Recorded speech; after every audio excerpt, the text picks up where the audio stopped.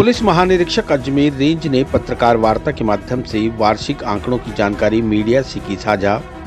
प्रदेश में अपराध नियंत्रण के क्षेत्र में अजमेर प्रथम स्थान पर। Investigation tracking system for sexual offence की मई महीने की रिपोर्ट के अनुसार अजमेर रेंज महिला संबंधित यौन उत्पीड़न के मामलों के निपटारे में प्रदेश में दूसरे स्थान पर है। इसके साथ ही पिछले एक साल की तुलना में अजमेर रेंज में अपराध में 17% की कमी दर्ज की गई है, जिससे राजस्थान के सभी रेंजों में अजमेर प्रथम स्थान पर है। मंगलवार को अजमेर रेंज डीआईजी ओम प्रकाश ने प्रेस वार्ता के माध्यम से रेंज में क्राइम के वार्षिक आंकड़ों का विश्लेषण करते हुए बताया कि मई 2024 में 12,713 प्रकरण दर्ज हुए, जिसकी तुलना में मई 2025 तक 10,515 प्रकरण दर्ज किए गए। साल 2024 की तुलना में 2,198 प्रकरण कम दर्ज हुए, जिससे 17% अपराध में कमी दर्ज हुई है। राजस्थान के सभी रेंजों में अजमेर रेंज प्रथम स्थान पर है। डीआईजी ओम प्रकाश ने बताया कि महिला अत्याचार के अपराधों में मई 2024 में 2,548 प्रकरण दर्ज हुए, जिसकी तुलना में मई 2025 तक 2,387 प्रकरण दर्ज हुए। इस तरह साल 2024 की तुलना में 106 प्रकरण कम दर्ज हुए, जिससे 0.32% की कमी दर्ज हुई है। राज्य की सभी रेंजों में अजमेर रेंज चतुर्थ स्थान पर रहा। अनुसूचित जाति जनजाति के अपराधों में 34.29% की कमी हुई है, जो राज्य में सर्वाधिक है। संपत्ति संबंधित अपराधों में 38.73% की कमी दर्ज हुई है, जो राज्य में सर्वाधिक है। डीआईजी ओम प्रकाश ने बताया कि investigation tracking system for sexual offence ITSSO में रेंज जुलाई 2024 में राज्य में 12वें स्थान पर थी, जो वर्तमान में मई 2025 में दूसरे स्थान पर आई है। रेंज में वर्ष 2024-25 में पॉक्सो, रेप, SC/ST में कुल 164 प्रकरणों में सजा सुनाई जा चुकी है।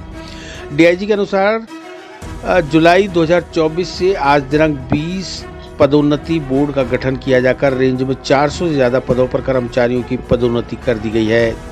रेंज स्तर पर परिवादियों के लिए की जाने वाली ई-सुनवाई से आमजन में पुलिस के प्रति आत्मविश्वास बढ़ा है। इस प्रकार रेंज में अपराधों पर नियंत्रण रहा है, जिससे रेंज में कानून व्यवस्था की स्थिति उत्पन्न नहीं हो पाई है।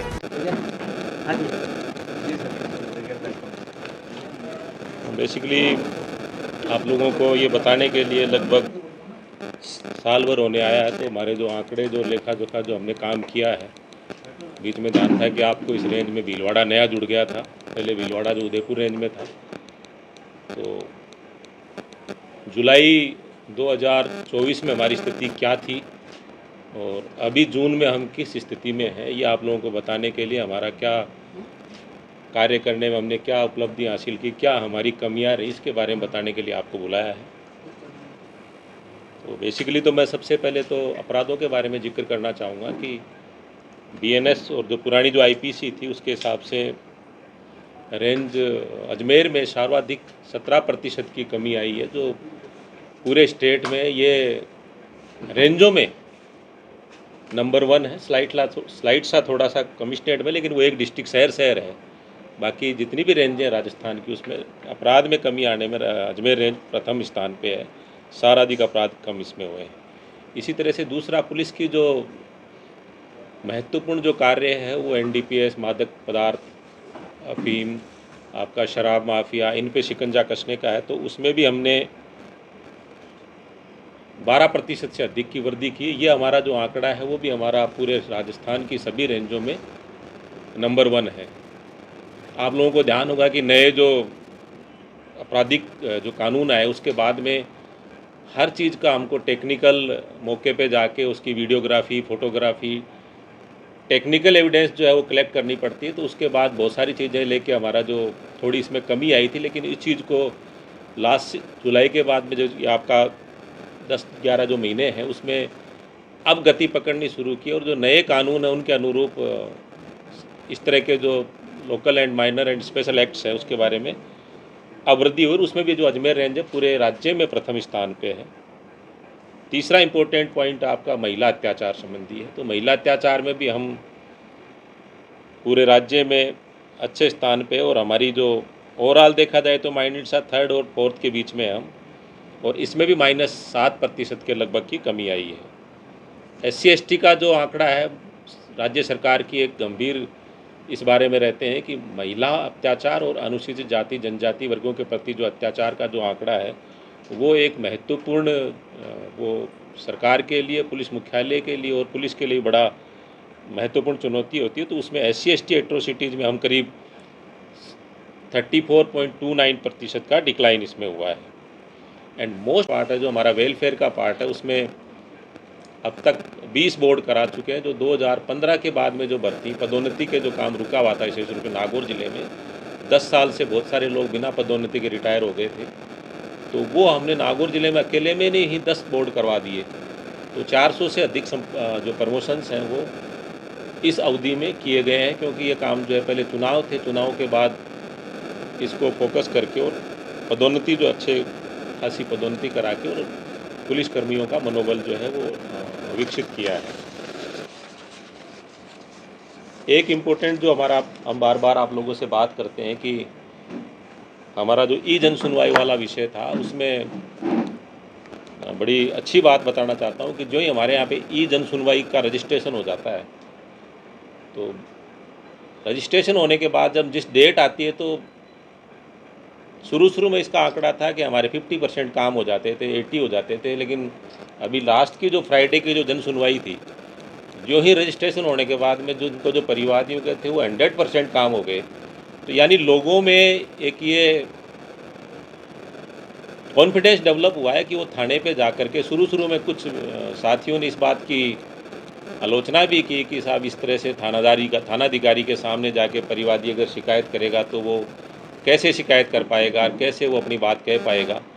लेकिन मैं आपको बताना चाहता हूँ कि वो शिकायतें जाके थानाधिकारी के समक्ष ही पेश करता है, लेकिन शिकायत करने के बाद में, रजिस्ट्रेशन होने के बाद में अब हमारा ये होगा कि हमारे 100% उनके काम जो हुए, तो आप चाहें तो हम आपको आंकड़ा देख करके और आप उनसे बात भी कर सकते हैं।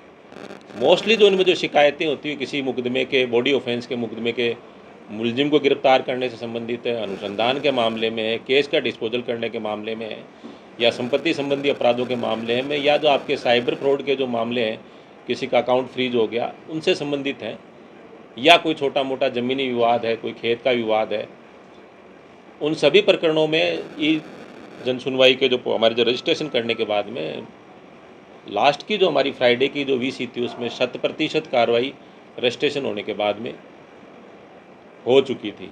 तो ये भी हमारा एक लोगों में कॉन्फिडेंस भी डेवलप हुआ, और आप लोगों में इसमें आप लोगों ने जितना इसको प्रचार प्रसार किया उसका फ़ायदा आम जन को मिला है, और आशा करता हूँ कि आप लोगों का इसी तरह का सहयोग भविष्य में मिलता रहे। का या रेंज का या राज्य का अपराधियों के प्रति जो धरपकड़ है और संपत्ति संबंधी अपराधों में जो कार्रवाई का जो वृद्धि होती है, तो वो आम जन को उद्वेलित करता है। तो संपत्ति संबंधी अपराधों में पूरे राज्य में हम फिर अच्छी स्थिति में, और हमारे यहाँ करीब 39% का डिक्लाइन जो है संपत्ति संबंधी अपराधों में हुआ है।